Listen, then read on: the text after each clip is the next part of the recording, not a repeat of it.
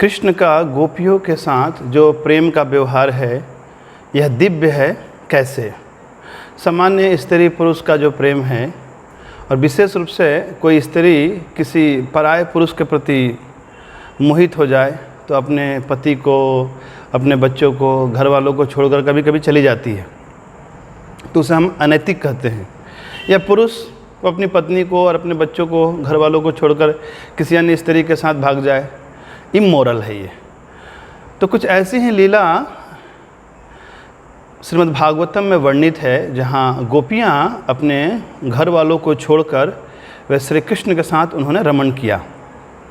तो कई बार ऐसे वेस्टर्न थिंकर्स जो इंटेलेक्चुअल्स हैं और ईसाई धर्म के प्रचारक हैं, वे श्री कृष्ण की इस लीला के कारण उन्हें अनैतिक कहते हैं कृष्णा वॉज इमोरल। तो यह कितना तर्कपूर्ण बातें हैं, इसे हम शास्त्रों से समझने का प्रयास करेंगे। तो श्री कृष्ण कौन हैं, श्री कृष्ण के कार्य कैसे हैं? कहते हैं किसी भी व्यक्ति के एक्शन को समझने के पहले उसके पोजीशन को समझना चाहिए। मानो आदिवासी ग्रामीण इलाके से कोई अनपढ़ व्यक्ति आया शहर में, और किसी हॉस्पिटल में ऑपरेशन थिएटर के सामने वो खड़ा है, और उसने देखा कि एक सफ़ेद कपड़े पहने हुए एक डॉक्टर, उसे पता नहीं है सर्जन क्या है, लेकिन उसने देखा कि एक व्यक्ति हाथ में चाकू लेकर कुछ एक बेहोश व्यक्ति का उपचार कर रहा है, और ये घबरा गया, बोला कि बचाओ बचाओ, ये व्यक्ति उसे मार डालेगा। क्यों? क्योंकि उसे सर्जन क्या है और सर्जरी क्या है इसका कोई ज्ञान नहीं। तो वह सोच सकता है कि ये व्यक्ति जिसको लोग इतना सम्मान करते हैं, लोग डॉक्टर को सम्मान मिलता है, लेकिन उसके प्रति उसके मन में गलत भावना उत्पन्न होती है, और गांव में आकर सबको यही बातें कहेगा, वो व्यक्ति ऐसा है वैसा है, उसको पकड़ना चाहिए, उसको गिरफ्तार करना चाहिए। उसी प्रकार जब तक हम यह नहीं जानते कि श्री कृष्ण कौन हैं, गोपियाँ कौन हैं, तब तक हम इनके संबंधों को नहीं समझ सकते। तो यदि एक लाइन में कोई पूछे तो ये कह सकते हैं कि श्री कृष्ण और गोपियों का जो प्रेम है वो दिव्य है। जबकि संसार में कोई भी स्त्री पुरुष जब इस प्रकार के कार्य करते हैं तो वे लस्ट के द्वारा, ऐसे काम वासना की गुलामी से प्रभावित होकर ऐसा कार्य करते हैं, स्व सुख की कामना से प्रेरित होकर ऐसे कार्यों में लिप्त होते हैं। चैतन्य चरितामृत में एक श्लोक आता है जिसमें बताया गया है काम और प्रेम में क्या अंतर है। अतएव काम प्रेम बहुत अंतर, काम अंधतमः प्रेम उज्ज्वल भास्कर। जो लस्ट है, जो काम वासना है, ये अंधकार के समान है, और प्रेम क्या है? उज्ज्वल भास्कर के समान है। देखने में सूर्योदय और सूर्यास्त एक जैसा लगता है, लेकिन एक सूर्योदय क्या है? प्रकाश का आगमन कराने वाला है, जबकि सूर्यास्त अंधियारा को लाने वाला है। तो वैसे ही जब कोई व्यक्ति प्रेम करता है तो उसका जीवन उज्जवल हो जाता है, आनंद से उसका हृदय भर जाता है, यानी प्रेम करते ही हृदय आनंद से पूरित हो जाता है। जबकि काम वासना एक प्रकार की गुलामी है, उससे व्यक्ति का हृदय जलता है। एक अन्य उदाहरण देते हैं आचार्यगण, मिश्री का और फिटकिरी का। दोनों देखने में एक जैसा लगता है, लेकिन स्वाद में बहुत अंतर है।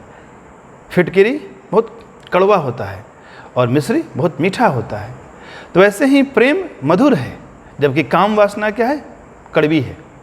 लेकिन भौतिक चेतना में रहने वाले लोग एक ही प्रकार के सुख को जानते हैं, यानी स्त्री पुरुष के मध्य जो सुख है उसको ही सबसे बड़ा सुख मानते हैं, और वही धारणा वे श्री कृष्ण के ऊपर आरोपित कर देते हैं, और समझते हैं कि श्री कृष्ण भी ऐसे ही संबंधों में जुड़े हुए हैं, जबकि कृष्ण ऐसे संबंधों में नहीं जुड़े हैं। तो जहाँ श्रीमद् भागवतम के 10वें स्कंद में ऐसी लीला का वर्णन किया गया है, तो उसके पहले और 9 स्कंद हैं। तो 9 स्कंदों में यह बात बताई गई है कि श्री कृष्ण कौन है, श्री कृष्ण अपने भक्तों के साथ कैसे प्रेम का विनिमय करते हैं। जैसे एक दृष्टांत है प्रहलाद महाराज। प्रहलाद महाराज अपने पिता के समस्त प्रकार के राज्य सुखों को छोड़कर वे भगवान की भक्ति करना चाहते हैं। यानी एक राजा बनकर सुखी होने की बजाय भगवान की ऐसे प्रेम करके हम एक अन्य दिव्य सुख का अनुभव कर सकते हैं। जब भगवान नरसिंह देव प्रकट हुए तो एक सिंह के सामने एक 5 साल का बालक प्रेम से जुड़ा हुआ है। क्या सामान्य संसार में कोई सिंह के साथ ऐसे प्रेम से जुड़ सकता है? तो भगवान और भक्त के बीच का जो संबंध है वो प्रेम का संबंध है, लिंकिंग ऑफ हार्ट। तो जब श्री कृष्ण गोपियों के साथ प्रेम करते हैं तो गोपियों के शरीर से श्री कृष्ण मोहित नहीं है। ये गोपियां कोई सामान्य स्त्रियां न थी। पुराणों में वर्णन है, ये गोपियां अपने पूर्व काल में दंडाकारण्य वन में ये सब ऋषि मुनि थे। कोई भी जीव भगवान से 5 रसों में युक्त हो सकता है। एक तो शांत रस है, उससे श्रेष्ठ है दास्य रस, उससे श्रेष्ठ है वात्सल्य रस, उससे श्रेष्ठ है उसके पहले साख्य रस, वात्सल्य रस, फिर माधुर्य रस। तो वे सारे ऋषिगण प्रभु राम को देखकर इस दिव्य माधुर्य रस से संबंधित होना चाहते थे। लेकिन एक पत्नी व्रतधरो, उस मर्यादा पुरुषोत्तम रामचंद्र एक पत्नी धारण करने का उन्होंने व्रत ले रखा था। तो उस समय वे ऐसा कुछ नहीं कर सकते थे। हो सकता है कि वो सभी ऋषिगण अपना उस शरीर को वहीं त्याग देते और पुनः वे स्त्री बनकर प्रकट हो जाते, लेकिन नहीं, भगवान ने कहा कि आप लोग अगले जीवन में इस प्रकार मुझे प्राप्त कर पाओगे। तो वही सारे ऋषि मुनि अभी गोपियां बनकर आई हैं। तो चाहे कोई बहुत ही दुबला पतला, पूरी तरह से उसका शरीर निस्तेज हो चुका है या उसकी दाढ़ी बढ़ी हुई है, तो श्री कृष्ण शरीर को देखकर किसी को स्वीकार नहीं करते हैं। श्री कृष्ण हृदय में जो डिवोशन है, जो प्रेम है, जो समर्पण है, यदि मानो श्री कृष्ण ऐसे किसी ऋषि मुनि के साथ नृत्य करें तो क्या ये अनैतिक होगा? कोई कहेगा? नहीं कहेगा। तो वैसे ही वही आत्मा अभी गोपी के शरीर में है और गोपियां श्री कृष्ण के साथ नृत्य कर रही हैं। तो श्री कृष्ण ने उनके समर्पण को देखकर, उनके डिवोशन को देखकर श्री कृष्ण ने अलाउ किया, न कि श्री कृष्ण किसी के रूप को देखकर ऐसे मोहित हो चुके हैं। कहते हैं जहां प्रेम जितना अधिक होता है वहां त्याग की भावना भी उतनी अधिक होती है। तो चूंकि गोपियों में सर्वाधिक प्रेम है श्री कृष्ण के लिए, जो श्री कृष्ण पूर्ण पुरुषोत्तम परम सत्य हैं, भगवान हैं, उनके प्रति जो समर्पण की भावना है उनमें सबसे अधिक है। इसलिए उन्होंने सब कुछ त्याग कर श्री कृष्ण के पास गई। लेकिन संसार में कोई व्यक्ति यदि घर छोड़कर कहीं जाएगा, क्यों जाएगा? अपनी इच्छा की पूर्ति के लिए जाएगा, अपनी वासनाओं की पूर्ति के लिए अपनी पत्नी को और अपने बच्चों को या अपने पति को और घर वालों को छोड़कर रमन करेगा किसी अन्य स्त्री या पुरुष के साथ। तो कभी तुलना नहीं की जा सकती है। एक अन्य बात, इस कथा के जो वाचक हैं, जो वक्ता हैं, उनकी स्थिति हम समझ लें। श्रील सुखदेव गोस्वामी परमहंस हैं। जन्म के साथ ही जब वे निकले तो कई ऐसी स्त्रियां थी जो स्नान कर रही थी। इनके निर्दोषपन को देखकर, इनके निश्चलता को देखकर उन्होंने अपने शरीर नहीं ढके। तो सुखदेव गोस्वामी स्त्री और पुरुष के शरीरों में ऐसे भेद नहीं करते थे, क्योंकि वो आत्मा का दर्शन करते थे। तो क्या ऐसे सुखदेव परमहंस क्या कभी ऐसे स्त्री पुरुष के बीच के काम वासनाओं की लीला की चर्चा करेंगे अपने ग्रंथ में? क्या उनको इस प्रकार के कार्यों में कोई रस की अनुभूति होगी? कदापि नहीं। वही सुखदेव गोस्वामी एक बार जनक महाराज के दरबार में गए। ये पुराणों में कथा आती है कि जनक महाराज उनका परीक्षण करने के लिए एक बार उन्हें ऐसा गुड़ दिया। उन्होंने सुखदेव गोस्वामी ने अपने जिह्वा पे रखा और इतने संयमी हैं, धीर हैं कि उन्होंने उस गुड़ को जिह्वा पे बहुत दीर्घ काल तक रखा बिना उसको चखे, यानी बिना सलाइवेशन हुए उन्होंने गुड़ को यथावत रख दिया। जबकि सामान्य व्यक्ति को मिठाई का नाम सुनकर, खटाई का नाम सुनकर मुंह में पानी आ जाता है। तो इस परीक्षण में उत्तीर्ण हो गए।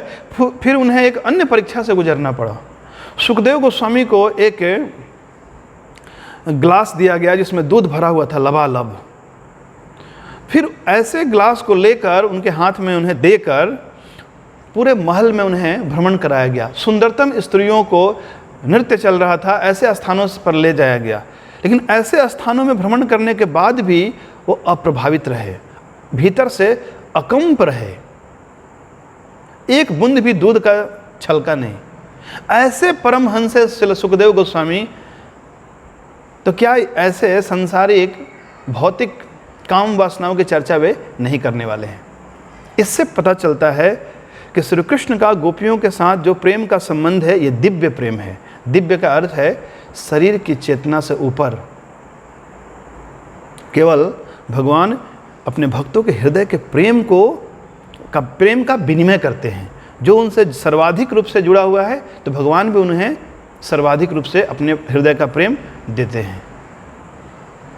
एक अन्य लीला में देखते हैं कि बलि महाराज वे राजा की भूमिका में हैं, जबकि भगवान भिखारी बनकर आ गए। अभी भिखारी बनकर भगवान राजा से ऐसे भीख मांग रहे हैं। तो भगवान अपने भक्तों के साथ आध्यात्मिक रूप से जुड़े हुए हैं। तो हमें ये शरीर की चेतना भगवान के ऊपर आरोपित नहीं करनी चाहिए कि भगवान ने इनके साथ नृत्य क्यों किया और इनके साथ ऐसा क्यों किया, इनका वध क्यों किया। इसलिए भगवान ने गीता में क्या कहा, जन्म कर्म च में दिव्यम। भगवान के कार्य सब दिव्य होते हैं।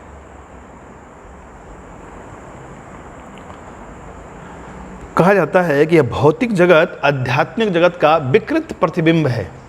This material world is perverted reflection of spiritual world. तो आध्यात्मिक जगत का उल्टा प्रतिबिंब होने के कारण जो चीज़ें इस भौतिक जगत में हमें दिखाई दे रहा है वो सारी चीज़ें आध्यात्मिक जगत में भी होंगी। तो यहाँ यदि एक माता और बच्चे का प्रेम है तो वैसा ही प्रेम आध्यात्मिक जगत में अपने विशुद्ध रूप में होता है। इस संसार का प्रेम वास्तविक नहीं है। क्यों? क्योंकि शाश्वत नहीं है, कहीं ना कहीं थोड़ा बहुत स्वार्थ होता है। लेकिन आध्यात्मिक जगत में ऐसा प्रेम शाश्वत प्रेम है। दोनों एक दूसरे से प्रेम करते हैं एक दूसरे की प्रसन्नता के लिए। उनमें आपसी किसी प्रकार का कोई स्वार्थपन नहीं होता। जबकि भौतिक जगत में सेल्फ सेंटर्ड होता है व्यक्ति या सेल्फिश होता है, स्व सुख की कामना प्रबल होती है। वैसे ही आध्यात्मिक जगत में भी साख्य रस है। वहाँ भी श्री कृष्ण के कई मित्र हैं, श्रीदाम है, मधुमंगल हैं, सुदामा हैं, ऐसे अन्य हैं। और यहाँ भी हम भौतिक संसार में वैसे ही फ्रेंडशिप करते हैं, लेकिन ये क्या है, ये इम्प्योर है। उसी प्रकार राधा कृष्ण का प्रेम या गोपियों का जो श्री कृष्ण के साथ प्रेम व्यापार है वो विशुद्ध रूप में है। और उसी का विकृत यहाँ पे स्त्री पुरुष के मध्य जो प्रेम है वो प्रेम नहीं है, एक्चुअली वो काम है। तो इस संसार के सारे जो संबंध है ये काम पर आश्रित है, जबकि आध्यात्मिक जगत में विशुद्ध प्रेम है। तो आत्म इंद्रिया प्रीति वांछा तारे बलि काम, कृष्ण इंद्रिया प्रीति वांछा धरे प्रेम नाम। जब हम श्री कृष्ण के लिए कुछ करते हैं तो वह उसे प्रेम कहा जाता है। जब हम स्वयं अपने सुख के लिए कुछ भी करते हैं वो सब कामनाओं की श्रेणी में आता है। और महत्वपूर्ण बात, जिस प्रभु का नाम सुमिरन करके, जिनका ध्यान करके भक्तगण अपना जीवन समर्पित कर देते हैं, ब्रह्मचारी बन जाते हैं, सन्यासी बन जाते हैं, उन्हें किसी प्रकार के सांसारिक ऐसे रसों में किसी प्रकार का सुख नहीं मिलता, तो क्या वे गोपियाँ जो श्री कृष्ण के चिंतन में हमेशा डूबी रहती थीं, श्री कृष्ण का ही स्मरण करती रहती थीं, क्या उनके हृदय में कभी ऐसी दूषित कामनाएं हो सकती हैं? कभी नहीं हो सकती हैं। तो बाहर से ऐसा प्रतीत हो रहा है कि वे एक दूसरे से आलिंगन कर रहे हैं, लेकिन ये आत्मा का, शुद्ध आत्मा का भगवान से मिलन है। ये शरीर का मिलन नहीं है। शरीर एक आवरण मात्र है। लेकिन साथ ही साथ किसी भी व्यक्ति को इसकी नकल नहीं करनी चाहिए। तो भगवान ने इसे 10वें स्कंद में ही ब्राह्मण पत्नियों को कहा। जब ब्राह्मण पत्नियां यज्ञ करने वाले जो ब्राह्मण थे, उनकी पत्नियां श्री कृष्ण के पास आई थी, तो श्री कृष्ण ने कहा आप सभी लोग घर चले जाओ, आप लोग घर में रहो, पति की सेवा करो और मुझसे मन से प्रेम करो। मन मना भव मद भक्तो, आध्यात्मिक रूप से मुझसे जुड़ने का प्रयास करो। लेकिन गोपियों के केस में ये विशेष है कि गोपियां ऐसे माधुर्य भाव में श्री कृष्ण से प्रेम करती थी, तो भगवान उनके प्रेम का विनिमय करने के लिए उन्होंने यह रास लीला संपन्न की। श्रील प्रभुपाद कहते हैं इस भौतिक संसार में कोई भी व्यक्ति जो यह सोचता है, प्रभुपाद इंग्लिश में कहते हैं कि anyone who thinks that this loving affair of Radha and Krishna is like loving affair of A ordinary boy and girl, his mentality should be reformed. कोई भी व्यक्ति जो यह सोचता है कि राधा कृष्ण का प्रेम या राधा और कृष्ण और गोपियों का प्रेम सामान्य संसारी स्त्री पुरुष का प्रेम है, तो उसकी मानसिकता को ठीक करने की आवश्यकता है। तो भगवान ऐसा कैसे कर पाते हैं? भगवान अपनी योग माया के द्वारा, जहाँ इस लीला का वर्णन प्रारंभ होता है वहाँ पे आता है योग माया उपाश्रितः। भगवान अपनी योग माया के द्वारा स्वयं को भूल जाते हैं, अपने ईश्वरत्व को, अपने भगवत स्वरूप को भगवान छुपा लेते हैं। तो भगवान भी स्वयं भूल जाते हैं। भगवान एक मानवीय लीला संपन्न करते हैं, और जो उनसे प्रेम करने वाले भक्त हैं वे भी कुछ समय के लिए भगवान को भगवान नहीं समझते हैं, भगवान को एक मनुष्य समझ लेते हैं। तो मैंने पहले भी ये उदाहरण दिया है कि जैसे एक राजा है, यदि हमेशा स्मरण रखेगा कि मैं सम्राट हूँ, तो क्या वो घर में आके प्रेम कर पाएगा? उसे भूलना चाहिए। तो जाके वो बच्चों से प्रेम कर पाता है, अपनी रानियों से विहार कर पाता है। तो उसी प्रकार भगवान अपनी भगवता को कभी कभी छुपा लेते हैं योग माया के द्वारा, और भक्तों को भी विस्मरण करा देते हैं। और इस प्रकार माँ यशोदा श्री कृष्ण को बांधने का प्रयास करती है वात्सल्य भाव में। श्री कृष्ण मक्खन चोरी की लीला करते हैं, मृदु भक्षण की लीला करते हैं, और गोपियाँ भी उनके साथ नृत्य करती हैं, श्री कृष्ण भी नृत्य करते हैं। पर ये सारे कार्य दिव्य स्तर के कार्य हैं। तो ऐसी लीलाओं का यदि हम बारीकी से अध्ययन करते हैं तो हमें पता चलता है कि ये सारी लीलाएं विशुद्ध हैं। इन लीलाओं का जहाँ वर्णन समाप्त होता है वहाँ कहा गया है कि जो कोई व्यक्ति इस रास लीला का पूर्ण मनोयोग के साथ श्रवण करता है वो काम वासनाओं से मुक्त हो जाता है। धीरे धीरे उसके हृदय में जो भौतिक संसार का हृदय रोग काम है, वो काम का ज्वर कम होने लगता है। क्या संसार में ऐसा होता है, कोई व्यक्ति रोमांटिक मूवी देखे या कोई इस तरह के साहित्य पढ़े तो क्या उसकी काम वासनाएं कम होंगी कि बढ़ेंगी? वो तो और बढ़ती जाएंगी। इससे भी यह प्रमाणित होता है कि भगवान की यह लीला संसारी नहीं है, दिव्य है। तो किसी भी व्यक्ति को श्री कृष्ण का गोपियों के साथ जो प्रेम है उसे भौतिक नहीं समझना चाहिए, बल्कि दिव्य समझना चाहिए।